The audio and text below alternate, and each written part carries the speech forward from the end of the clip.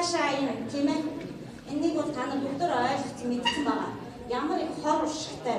Тэгсэн хэрнээ ямар их үр хөөжтэй. Та нар тэрийг амьдралдаа бүгд хэрэгжүүлээд сайн сайхан зүйл авч байгаа хэрнээ бас тэр дотор хорт нууц үед бас автчихад байгаа. Тийм болохоор бид нар эцэг эхчүүд маань ингэж байна. За гэр бүлийн хүрээнд за хүүхдүүдэд чимээгөө. Гэр бүлийн хүрээнд та нар интернет орчинд гэртээ ээж аав нар чи ажилдаа явчихдаг тийм ээ. Хэдэн цаг интернет орчинд аяж фэйсбүүкээр аяж тэр сайхан гой зураг мургийг үзэж эсвэл би энийгээ муучилж ингээд суудаг маш олон цаг. Тэгэхээр эцэг эхчүүдийн чинь зүгээс яах ёстой? Энэ интернет орчинд байгаа энэ хугацааг чинь багасгах. Ердөөсөө өдөрт 1 цаг юм уу 30 минут юм уу гэж эцэг эхчүүдийн зүгээс энийг багасгах ёстой. Хоёрдугаар миний хүүхдүүд ухаалаг утас танаас нэг гоё юм шиг их л гоё тансаг харагдуулт юм шиг хэрнээ та нарын тарихынд оюун ухаанд маш их хортой байдаг. Та нар эцэг эхчүүд болон хүүхдүүд минь өөрсдөө ухаалаг утаснаас татгалзаж сурах хэрэгтэй. Nokia дуурсан Nokia утас барьсан хүүхдийгээ битгий доогложээ. Зүгээр л яг утасаа утас хэрэглээ зөвхөн хэлээр ярих хэрэгтэй. Ээж аавтайгаа холбоо барих хэрэгтэй. Би энд явж би сайн байна одоо гэртээ харилцаа гэдгээр л зөвхөн байх хэрэгтэй. За гэрийн даалгаврыг интернет ашиглаж өрдөөсөө өгч байгааг нь хянах. Одоо багш нар та нарт даалгавраа интернетээс авч байгаа, интернетээс тийм хийгээд ирээрэй гэж өгдөг тийм ээ. Энийг эцэг эхчүүд манаас хян сурах хэрэгтэй байна. За хамгийн гол юм чи номтой нөхөрлөх. Та нар ихтэй интернет орчноос ном уншижээ. Номыг яг бодитоор биетээр нь барьж уншихад хүний тарих толгой ямар гоё сэрэгдэг, тэндээс маш их юм авдгийн. Зүгээр ингээд интернетээр гүйлгээд нөгөө цагтаа багтаад баригдаад интернет нь удаан болчлоо гэдээ ингээд харах биш. Яг бодитоор нь уншиж сурах хэрэгтэй. Энийг эцэг эхчүүд маань заавал ном авч өгч уншуулдаг байх хэрэгтэй гэж үзэж ин гэр бүлийн хүрээнд. За сургуулийн хүрээнд багш нар өглөө хичээлд ороход нь гар утсыг нь нураагаад авчдаг. Тэгээд тэр чойчтой шкаф шүүгэндээ байлгаж агаад тарахт нь өгдөг байх хэрэгтэй. Хоёрдугаар хүүхдүүдийг сурах орчинд нь амжиргааны төвшнөр нь ялгуурлан гадуурхгүй байх. Одоо энэ маань сайн би хэлсэндээ Nokia барьж өө чи ястаа ядуу айлын хүүхд юм уу? Чаавс аав ээж чинь нэг Nokia-наас өөр юм аваа бариулж чадахгүй байна уу? Ийм маягаар ялгуурлан гадуурхгүй байх. Энэнд бас багш нар маань үлгэр дуурайар үзүүлж хүүхдүүдэд зөв зохистой талаас нь тайлбарладаг байх.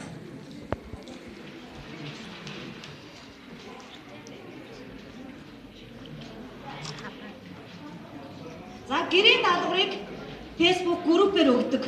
Энийг бас ердөөсөө тэхгүй байх хэрэгтэй. Заавал номноос нь өгдөг. Тэгээ энийг одоо ингээд багш интернетээс хараарай гэсэн юу яагаарай гэсэн гэж хэлээд нөгөө интернет чи хэдэн цагаар суучдаг. Ээж бид нар мэдэхгүй ш нэг ингээд яваад ороход хичээлийн хуудас гаргацсан байна. Гараад явангууд нөгөө хуудасаа солиод өөр юм руугаа орчихдаг. Энэн дээр хяналт тавьдаг байх. За хүүхдүүдтэй ганц хандаж хэлэх юм. Сая хүүхдүүдийнхээ яриаг чогнолоо. Ээж аав нар ердөөсөө биднэрт анхаардаггүй. Та нар бүгдөө тэгж хэлсэн. Яг бүх ихтгэл юун дээр чинь тийм гарсан. Та нарын ээж аав нар та нарыг элэг бүтэн, мөр бүтэн гиз цатгалан явуулах гээд өглөө гараад ороо ирдэг. Тийм болохоор та нарт тавих цаг үнэхээр бага байдаг. Хэрэв өнөөдөр та нартай яриад ч юм уу ингээд нэг өдрийн ажиллаа тасалжууд мэдээ та нарт очих талхны чинь мөнгө, хоолны чинь мөнгнөөс багасчихна. Тийм учраас би та нарт нэг юм хэлэх гээд байгаа байхгүй. Ээж аавтайгаа ойр дотно бай. Өнөөдөр ээж аав нь ажилласаа ирж байхад хоолыг хийгээд гэрээ цэвэрлсэн байх юм бол ээж аав нь та нарт тавих цаг чинь нэмэгдэнэ. Яг тэгэхээр ороод ирэхэд нь өөртөө ингээд интернетийн компьютер ингээд гар утсаараа оролдож суучаад юу ч хийгээгүй байх юм бол ээж чинь аав чи орж ирээд хоолыг чи хийн, хувцсыг чи угаана, гэрээ чинь цэвэрлэнэ. Тэгэхээр та нартай бас л харьцахгүй. Нөгөө цаг нь баахгүй болчихно. Тийм болохоор та нар ээж аавыгаа бас ойр дотно байлгыг гэвэл бас ээж аавтаа тусалж явах хэрэгтэй. За орон нутаг цагдаагийн хэлцэд эндээс юу зөвлөмж гаргаж ийн гэхээр PC тоглоомын газруудыг өрдөөсөө хаах. Энийг ердөөсөө цаг навтаа байлгах гэсэн ойлголт яагаад байхгүй. Өнөөдөр цагаар ажилладаг PC-ний газар гэж хязгаарч байдгүй юм.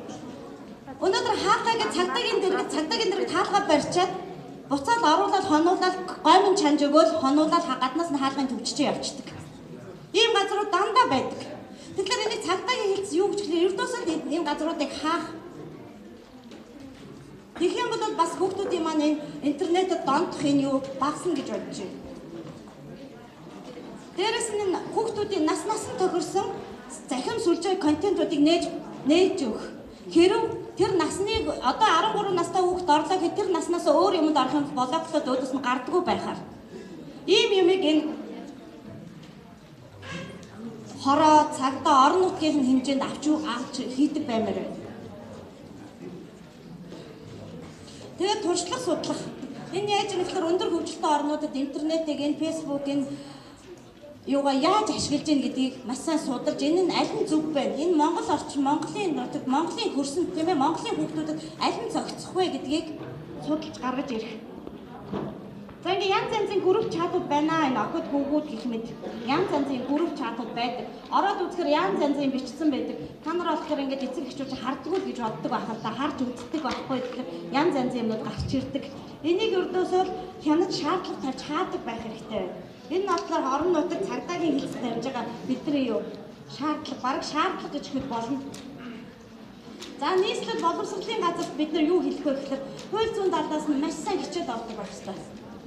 Тэр хууль дүрмээ интернет орчин энэ захим хэрэглээг буруу талаар нь ашиглавал ямар хууль дүрм үйлчлэх юм? Тэрнээс хүн яаж хохирох юм? Энэ хүүхэд яаж хохирох юм? Эцэг их яаж хохирох юм? Гэдгийг сайн сурталчилж өгөх юм бол мэдээж эндээс хүүхдүүд маань өөрсдөө татаад авчих байх гэж бодож байна. За хэвлэл мэдээллийн хэрэгслэлээр яаж хандах вэ гэхээр та нар нэг тэр 26 дугаар юу гэдэг лээ нөгөө Star TV дээр гардаг нөгөө харь орны шорон гэх тээ нэвтрүүлэг байдаг тээ. Тэрийг үзэхээр амар энцгэлдэг үз. Энэ хүн яагаад хар тамхи зөөрч вэ? Энэ хүн яагаад ингэж вэ гэх тээ. Тэрүүн шиг бүр боддоор нь өнөөдөр энэ захим хэрэглэнээс ч болоод буруу хэрэглэнээс ч болоод энэ хүн ингэж амиа алдж байна. Ингэж хохирж байна гэдгийг боддоогоор яг нэр усын нууцлаа зургийг гаргахгүй ч гэсэн ингээд оронд нь хүн тоглуулаад ч юм уу ингээд гаргаад бодтойгоор үзүүлэх юм бол хүүхдүүд сэрдхийн, эцэг эхчүүд сэрдхийн. Чи яагаад ингээд энэ тэрнээс зүгээр ингээд нэг хэдхэн хүн чуулаад ингээд яриад өнгөрөх биш. Улс орон даяар энийг үзүүлдэг, харуулдаг байх хэрэгтэй байна. Эннээс ч болоод ирээдүйн хойч чи хохирж шүү гэдгийг эцэг эхчүүд, багш нар бүх энэ төрийн толгойд байгаа энэ улсуудад бүгдөөрэнд нь мэдрүүлдэг байх хэрэгтэй байна. За тэгээд аж ахуйн нэгжүүдэд гэж юм. Энийг яах вэ гэхээр та нар одоо тэгдэг шүү дээ Facebook дээр ч юм уу ийм гоё бараа бүтээгдэхүүн байна гэж Facebook руу орохоор байж гэхдээ ярьж аваараа маваараа гэх тээ. Энэ сайтуудаар энэ бараа бүтээгдэхүүнийг сурталчилтыг болиулах. Энийг ингээд аж ахуйн нэгжүүдэд бид нар бас санамж олгож хэлмээр байна. За хот зуршил.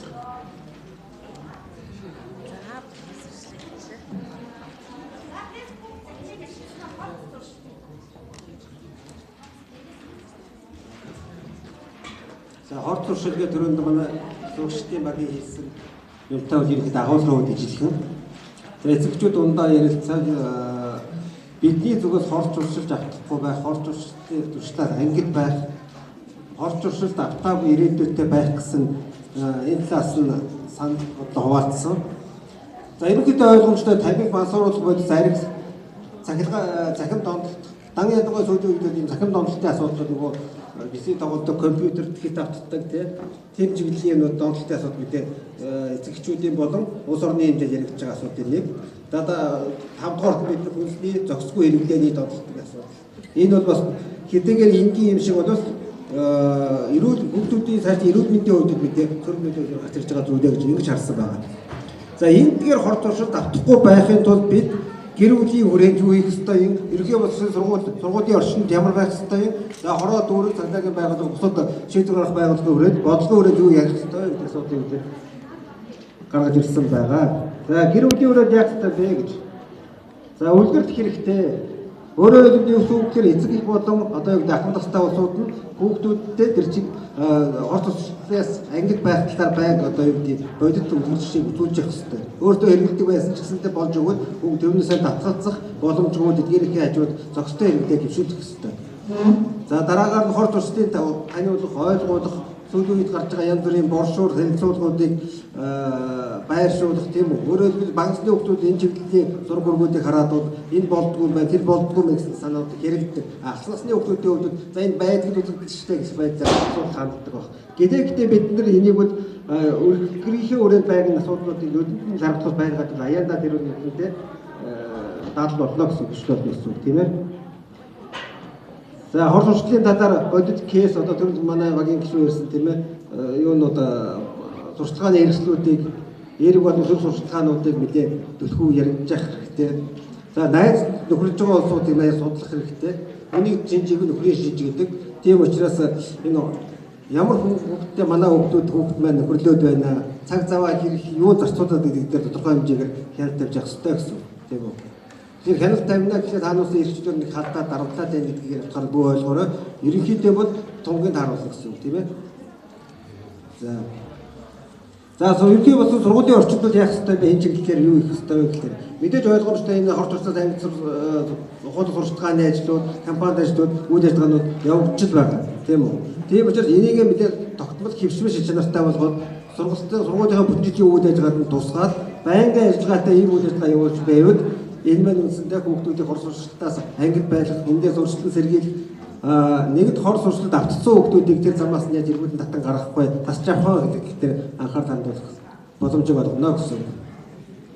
За дараагийн нэг санаа бол юу гэхээр сургуулийн орчинд хор сурчлалт нэгд автцсан энд автах боломжтой эсэлттэй сегментүүдийг зөв тодорхойлох гаргаж ирэх. Өөрөөр хэлбэл юу гэхээр зөв үнэн бодиттой судалгааг энэ дээр хийх хэрэгтэй. Дан ялангуяа нийгмийн ажилтны хүрээдэл энэ судалгааг бол үнэхээр бодиттой хийсний үндсээр бид нар эсэлттэй сегментүүдтэй болоод тогтоочихно гэдэг нь тэр хүүхдүүдийг зөв замд залруулах яг нөлөөлөх үү гэдэг асуудал дээр үлээ бодиттой арга хэмжээний боломжийг олж харна гэсэн. Тэрнээс биш судалгаагүйгээр бид нар мянга сурчлагаа явуулаад янз бүрийн төсөлбөрүүд хэрэгжүүлээд семинар юунууд зохиогоод үрдэн бол тодорхой бодиттой гарч ирэх боломж жоохон хомс байхаа гэж ингэж харсан. За тэгээд нэгд авдаг арга хэмжээнүүдээ мэдээ бодиттой сургуулийнхаа орчин тийм үү? Энэ тодорхой байх хэрэгтэй. Өөрөөр хэлбэл хатуухан арга хэмжээ тоосдог байх хэрэгтэй. Хариуцлага тоосдог механизмыг зөв олдохдойхон зөв зүйтэй гэсэн ийм санаа тавьчихсан гэсэн.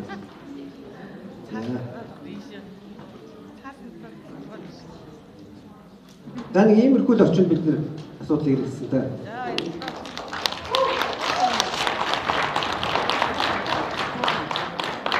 Сурагчид одоо эцэг эхчүүдийг ингээд 9 бага хийсэн хилцүүлгийн эцэслэн дүгнээд хэлэхэд надад нэг юм зөвлөмж байна. Өнөөдөр ээж аав нар сурагчид те ээж намайг ойлгохгүй байна. Ээж нар болохоор хүүхдүүд намайг ойлгохгүй байна гэдэг иймэрхүү яриа гараад байна л да. Тэгэхээр би яг юу зөвлөх гээд юу одоо санал болгох гээд байгаа юм бэ гэхээр эцсийн бүлэг та нарыг хэн аврах вэ? Юу аврах вэ? Өнөөдөр ээж аав нар ч юм уу биш те. Өнөөдөр энд ингээд хүүхдүүдийг хараад байхад юу наацхан юм ойлгохоор насны хүүхдүүд байна л да.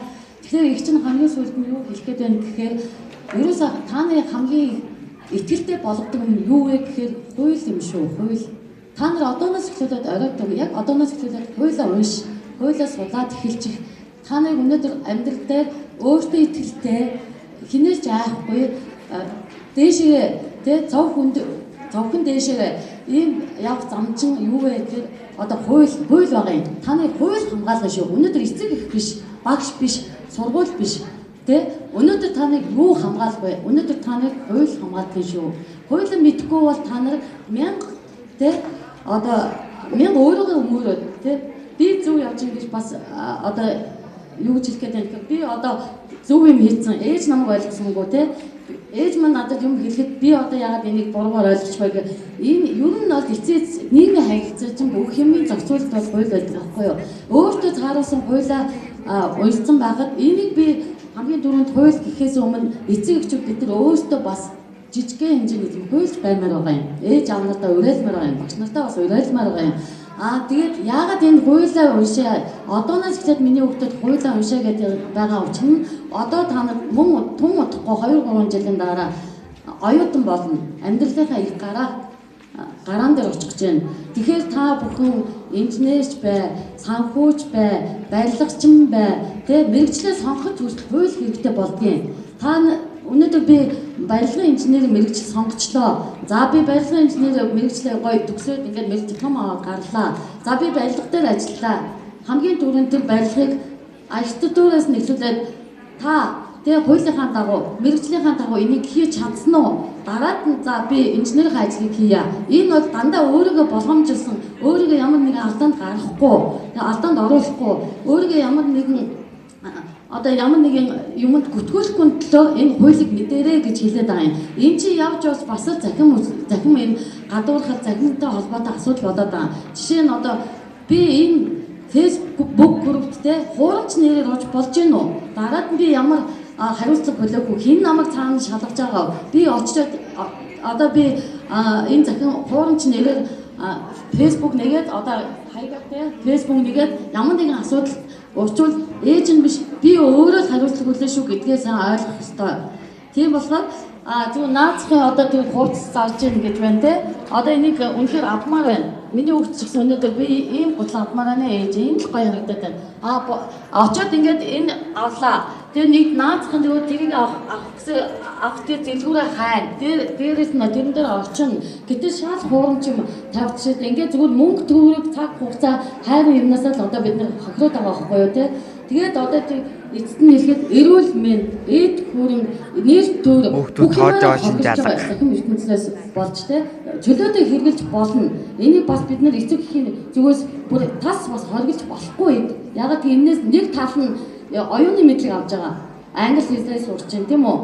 Тэр тойл бичгнээс үгээ харж байна. Энийг бид нар бас хоригдж болохгүй болчиход байгаа юм. Энийг хэрэглээ гэдэг хэрэглэмээр байвал та нар нэгдүгээр тухамстай хоёрдугаар хуулийн талаар жоохон мэдлэгтэй болчвол нөгөө алдах гээд байгаа юм чинь хууль авын эрсдэл хөгжиж чинь алдах гээд байгаа юм дээр алд чадгаа байж тийм. Юу илээ гэд хоошоо ухардаг байхгүй юу?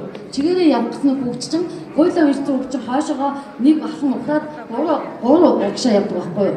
Тэгэхээр та нэг одооноос та нар хуулиа нэг сөхөөд хуулиа одооноос уншаад эхлэеч. Өөрт хуулийн зарим заалтыг ойлгохгүй ээж аваас асуугаач. Ядтаа та нарыг ээж авч ойлгодгүй та нар хууль яриад бол ээж авч нэмээдгийн шүү та нараас нэмээ шүү гэж ийм л зөвлөгөө хэлмээр энэ да. За баярлалаа.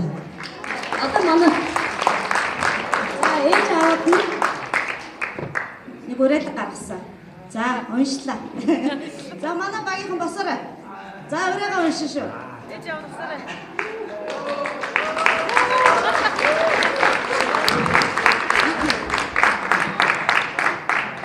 Эвдэрхийн Монгол хүүхэд бус элдэг бүтэн Монголын ирээдүйн төлөө захим хэрэглээг зөв хэрэглээ.